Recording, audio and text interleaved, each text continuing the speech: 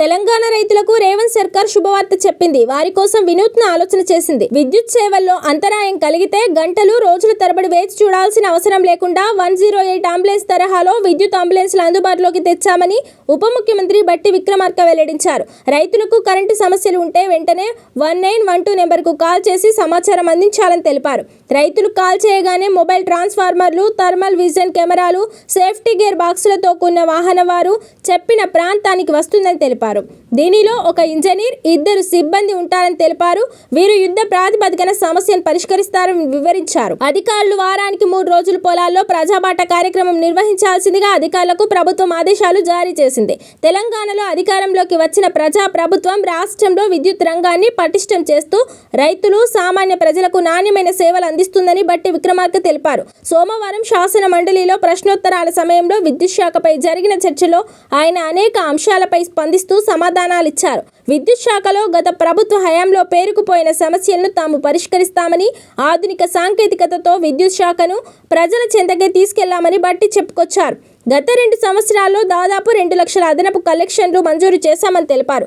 ఎలాంటి వివక్ష లేకుండా కనెక్షన్లు ఇస్తున్నామని, మరో 9700 మంది రైతులకు లైన్ పనులు పూర్తి కాగానే ట్రాన్స్ఫార్మర్లు మంజూరు చేస్తామని తెలిపారు. రైతులకు విద్యుత్ లోడ్ అదనంగా అవసరం ఉంటేనే ప్రత్యేక ట్రాన్స్ఫార్మర్లు మంజూరు చేస్తున్నట్లు స్పష్టం చేశారు. పీఎం కుసుమ్ పథకాన్ని గత ప్రభుత్వం నిర్లక్ష్యం చేసిందని, తమ ప్రభుత్వం అమలు చేసేందుకు రెడీగా ఉందన్నారు. తెలంగాణలో 200 యూనిట్ల లోపు విద్యుత్ వాడుకున్న వారికి గృహలక్ష్మి పథకం కింద ఉచిత విద్యుత్ను అందిస్తున్నామని, అందువల్ల పీఎం సూర్యఘర్ పథకంలో చేరేందుకు ఎవరూ ముందుకు రావడం లేదన్నారు. రాష్ట్రంలో పలు గ్రామాలను మోడల్ సోలార్ ప్రాజెక్టు కోసం ప్రయోగాత్మకంగా ఎంపిక చేసినట్లు బట్టి విక్రమార్క తెలిపారు. పీఎం కుసుమ్ పథకాన్ని అమలు చేయాలని సీఎం రేవంత్ రెడ్డితో పాటు విద్యుత్ శాఖ మంత్రిని తాను కోరినట్లు వెల్లడించారు. ట్రాన్స్ఫార్మర్ల కోసం రైతులు ఇబ్బంది పడుతున్నారని, అధికారులు చర్యలు తీసుకోవడం లేదంటూ శాసన మండలిలో పలువురు ఎమ్మెల్సీలు అడిగిన ప్రశ్నలకు కూడా బట్టి సమాధానమిచ్చారు. ఈ ఎలక్ట్రిసిటీకి సంబంధించిన కనెక్షన్స్ ఎన్ని అడిగితే అన్ని పెద్ద ఎత్తున ఇస్తున్నాం. ఉదాహరణకి మీరు 2024లో ఎన్పిడిసిఎల్లో అగ్రికల్చర్ కలెక్షన్స్ కోసం 56,807 కనెక్షన్స్ ఇచ్చాం 2004.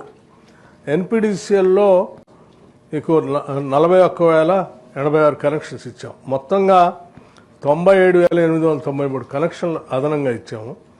ఈ సంవత్సరం 2025లో ఎస్పీడీసీఎల్లో 57,766 కనెక్షన్లు అదనంగా ఇచ్చినాయి. ఎన్పీడీసీలో 42,495 కనెక్షన్లు ఇచ్చాం. మొత్తంగా 1,02,60 కనెక్షన్లు అదనంగా ఇవ్వటం జరిగింది. ఈ నంబర్ ఆఫ్ ట్రాన్స్ఫార్మర్స్ కూడా కేవలం ఈ లోడును బట్టి మనం దరఖాస్తు, మీరు రైతులు దరఖాస్తు చేసుకుంటున్నారు అక్కడ ఉన్నటువంటి నంబర్ ఆఫ్ కనెక్షన్స్ బట్టి లోడ్ ఎస్టిమేట్ చేసి ఆ ట్రాన్స్ఫార్మర్ మీద లోడ్ కెపాసిటీ ఎంత ఉంది, దానికి అదనంగా ఎంత కావాలో క్యాలిక్యులేట్ చేసి దానికి అనుగుణంగా ట్రాన్స్ఫార్మర్స్ ఇమీడియట్గా శాంక్షన్ చేసి ఇస్తారు అధ్యక్ష.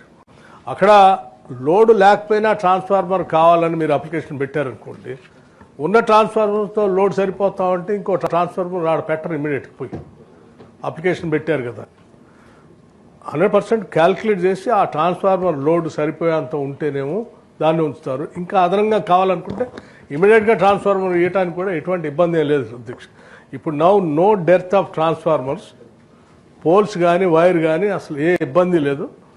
ఎక్కడ ఎన్ని ట్రాన్స్ఫార్మర్ అవసరానికి అనుగుణంగా ఇవ్వడానికి సిద్ధంగా ఉన్నాం. గౌరవ సభ్యులందరికీ కూడా నేను I'm giving you assurance in the house. మీ నియోజకవర్గాల్లో కానీ మీకు తెలిసిన పరిసర ప్రాంతాల్లో కానీ ఎక్కడ మీకు అగ్రికల్చర్ పంప్సెట్స్ కనెక్షన్స్ కానీ, పోల్స్ కానీ, వైర్స్ కానీ, ట్రాన్స్ఫార్మర్స్ కానీ ఇంకే సమస్య ఉన్నా మీరు ఇమీడియట్గా నాకు రాసి పంపించండి. ఇమీడియట్గా will see to that all those problems are attended and they all will be resolved.